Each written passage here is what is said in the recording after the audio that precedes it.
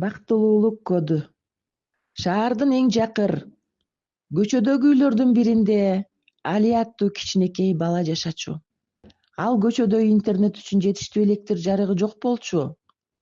Бирок анын бир максаты бар эле — программист болуу. Ал ар күнү сабактан кийин интернет кафеде пол жууп иштеген апасына жардам берип, ара чолодо чуркап барып компьютерге отура калчу. Бир күнү ал досуна айтып калат: "Мен бир күнү код жазып, өзүмдүн платформамды түзөм." Досу күлүп: "Али, сен санариптик архитектор болгуң келеби? Биздин телефондордо интернет тартпай жатса, сен виртуалдуу дүйнөнү түзөм дейсиңби?" деп жооп берди. Бирок Али эч качан токтогон жок.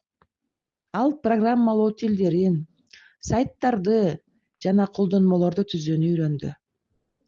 Арадан жылдар өтүп, Али биринчи программасын жыйынтыктап бүткөндө, аны байкаган жергиликтүү демөөрчүлөрдөн бир стартапчы келип, ага өзүнүн стартапында иштөөнү сунуштады. Ал дароо эле эмгек келишимин түзүп, иштей баштады. Жаш программист мобилдик колдонмолорду иштеп чыгып, аябагандай көп киреше тапса да, жан дүйнөсү жарды эле. Бир күнү ал сейил бакта таштанды терип жылмайып жүргөн ыктыярчыдан сурады: "Сиз эмне үчүн таштанды терип жүрсөңүз да бактылуу көрүнөсүз?"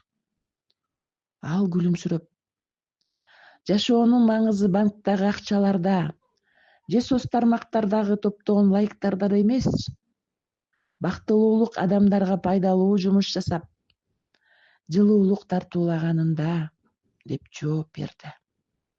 Ошондо Али өзү үчүн санарип жашоонун кодун жаратып, бирок жашоонун бактылуулук кодун унутуп калганын түшүнүп жетти.